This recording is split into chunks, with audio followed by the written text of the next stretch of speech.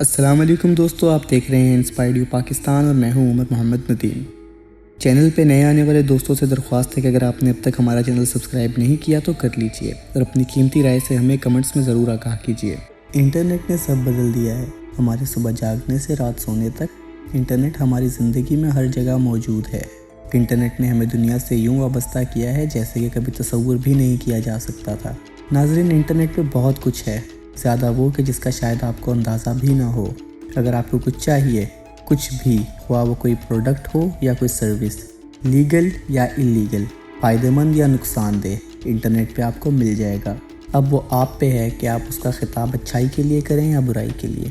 ٹھیک اس طرح جیسے ہم روزمرہ زندگی میں سرفیس ویب استعمال کرتے ہیں، ڈارک ویب پہ بھی ویب سائٹس اور سروسز ہیں جو ہم استعمال کر سکتے ہیں، لیکن ڈارک ویب کو پروٹیکشن لیئر کے ذریعے دنیا سے پوشیدہ رکھا گیا ہے۔ ڈارک ویب کو آن لائن غیر قانونی سرگرمیوں کی جنت بھی تصور کیا جاتا ہے، لیکن اس میں ابھی اور بہت کچھ ہے۔ یہاں آپ کو مجرم، جاسوس، منشیات اور یہاں تک کہ انسانی اسمگلر بھی ملیں گے۔ یہ سب ایک سائٹ میں پوشیدہ ہے اور صرف چند لمحوں کی کوشش سے آپ اس تک رسائی حاصل کر سکتے ہیں، لیکن کیا آپ کو کرنی چاہیے؟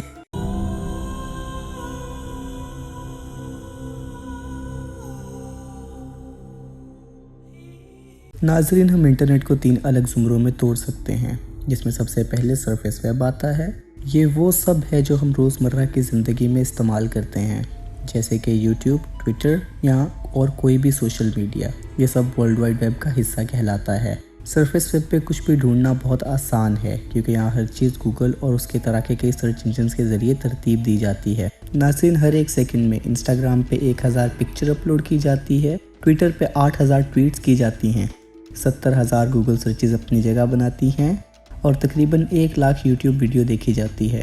اس سب سے سرفیس ویب بڑے پیمانے پہ معلوم ہوتی ہے اور ایک لحاظ سے ہے بھی۔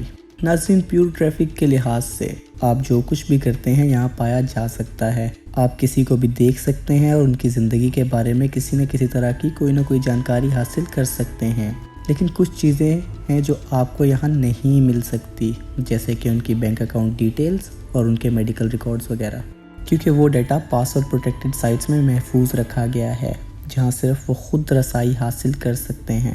ناظرین، یہاں ہم انٹرنیٹ کے دوسرے حصے میں قدم رکھتے ہیں، جسے ڈیپ ویب کہا جاتا ہے۔ ڈیپ ویب میں انٹرنیٹ کا وہ ڈیٹا ہے جو کسی عام سرچ انجن سے ترتیب نہیں دیا جاتا۔ بیسیکلی جو آپ کو گوگل پہ نہیں ملتا، ٹیکنیکلی وہ ڈیپ ویب پہ ہے۔ جیسے کہ اگر کبھی آپ نے اپنے ای میل میں لاگ ان کیا ہے تو ٹیکنیکلی آپ نے ڈیپ ویب سرو کیا ہے۔ ایک لحاظ سے دیکھا جائے تو ڈیپ ویب سرفیس ویب جیسا ہے، پر ذرا زیادہ رازداری کے ساتھ۔ ناظرین، ڈیپ ویب انٹرنیٹ کا 96% حصہ ہے جو اسے وسیع تر بناتا ہے۔ تو اگر آپ اگلے 50 سال تک روز یہاں نئی ویب سائٹس تلاش کریں، تب بھی آپ اس میں موجود ٹوٹل انفارمیشن کے قریب تک نہیں جا پائیں گے۔ ناظرین، یہاں ابھی اور بہت کچھ ہے، زیادہ تر وہ کہ جس تک آپ کی رسائی ممکن نہیں۔ لیکن ڈیپ ویب سے بھی زیادہ گہرائی میں وہ جگہ آتی ہے جہاں کوئی چیز اپنا ثبوت نہیں چھوڑتی، جہاں کی ویب سائٹس بنا IP ایڈریس کے ہیں تاکہ وہ ناقابل شناخت رہیں، جس تک رسائی صرف خفیہ کردہ سافٹ ویئر سے حاصل ہے تاکہ صارف کی شناخت کو مکمل طور پہ پوشیدہ رکھا جا سکے۔ اب ہم بات کر رہے ہیں انٹرنیٹ کے تیسرے حصے کے بارے میں، جسے ڈارک ویب کہا جاتا ہے۔ ناظرین، یہاں سوچنے کی بات یہ ہے کہ آخر یہاں کیسے کام ہوتا، وہاں کوئی دنیا سے کیسے چھپ سکتا تھا جہاں تقریباً ہر شخص کو رسائی حاصل ہو۔ تو ناظرین، چانسز ہیں کہ جب آپ انٹرنیٹ یوز کر رہے ہوں تو کوئی ایجنسی آپ پر نظر رکھے ہوئے ہو۔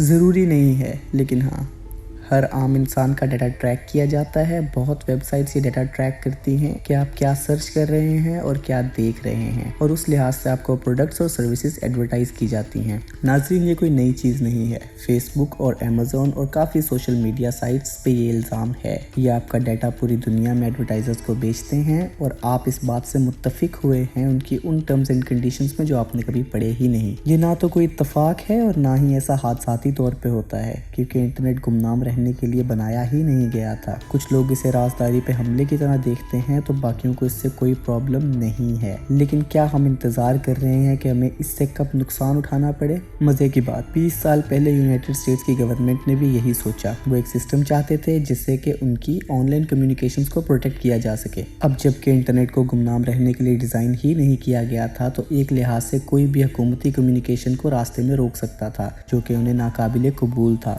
تو mid 90s میں यूएस नेवल रिसर्च लेबोरेटरी के रिसर्चर्स ने अनियन रूटिंग पे काम शुरू किया। तो अनियन रूटिंग के जरिए जो मैसेज भेजा जाता है वो मल्टीपल लेयर से प्रोटेक्टेड होता है और उस तक रसाई सिर्फ उन्हें हासिल है जिन्हें वो चाहे, ना कि हर आम इंसान को। और नाजरीन, अनियन रूटिंग की वजह से डार्क नेट्स वजूद में आए, जैसे कि टॉर। नाजरीन, टॉर एक आम सर्च इंजन जैसा दिखता है, लेकिन उस पे वो सब है जो आम आवाम से पोशीदा रखा गया है। और नाजरीन, डार्क वेब पे जो पेजेस हैं वो आम साइट्स जैसे कि youtube.com जैसे नहीं दिखते, बल्कि रैंडम नंबर्स दिखते हैं जो कि आम इंसान की समझ से बालातर हैं। और नाजरीन, ये साइट्स .com या .org नहीं बल्कि .onion से ऑपरेट की जाती हैं। अगर आप किसी भी आम वेब ब्राउज़र से इस तक रसाई हासिल करने की कोशिश करें तो नाकाम रहेंगे, लेकिन टॉर ब्राउज़र से कर सकते हैं और ये आपका डार्क वेब में पहला कदम होगा। नाज़रीन, ये वो हिडन विकी है जिसमें आपको हज़ारों प्रोडक्ट्स और सर्विसेज मिलेंगी, जैसे कि fake US driving licence, fake passports, गैर कानूनी असलहा, मंशियात, यहाँ ये सब है और हम अब तक सिर्फ इसकी ऊपरी सतह पर हैं। बिल्कुल सरफेस वेब की तरह यहाँ भी मार्केट प्लेसेस बहुत मशहूर हैं। यहाँ आप वो सब खरीद सकते हैं जो और कहीं से शायद ना मिले, जैसे कि रॉकेट लॉन्चर्स। और मैं आपको यहाँ से कुछ भी खरीदने का मशवरा बिल्कुल नहीं दूंगा।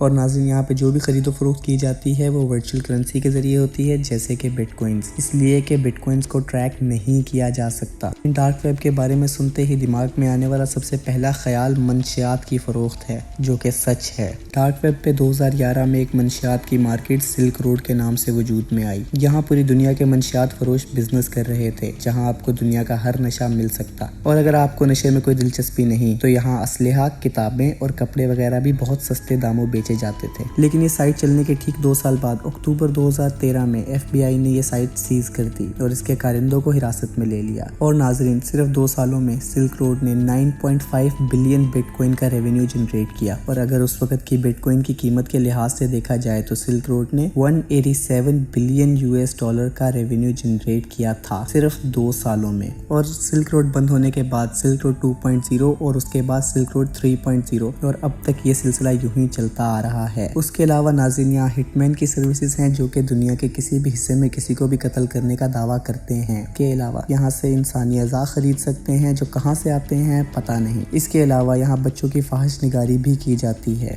डार्क वेब पे 2 से 10 हज़ार तक हिडन सर्विसेज और भी हैं, या शायद उससे ज़्यादा, क्योंकि हिडन सर्विसेज हिडन रहने के लिए बनाई गई हैं। जहाँ दुनिया को लगता है कि सिल्क रोड के दुनिया पे बुरे असरात रहे, वहीं सिल्क रोड के बानी रॉस ऑब्रिक्स का मानना है कि सिल्क रोड की वजह से कई ऐसी जगह वो ड्रग्स पहुंचे जिससे बहुत लोगों की जान बची। याद रहे कि रॉस ऑब्रिक्स वो शख्स है जिसने खुद डार्क वेब के हिटमैन सर्विसेज से 6 लोगों को कत्ल करवाया। डार्क वेब एक ऐसी जगह है कि जिससे एक एवरेज इंसान जितना दूर रहे उतना बेहतर है, क्योंकि अगर आपको लगता है कि ये उतनी बुरी जगह नहीं जितनी कि लगती है तो शायद आपको अंदाजा नहीं कि आप कहाँ इन्वॉल्व हो रहे हैं, क्योंकि एक बार आप इसमें चले गए तो वापसी मुमकिन नहीं। वीडियो पसंद आने की सूरत में इसे लाइक कीजिए और हमारे चैनल को सब्सक्राइब करना मत भूलिएगा।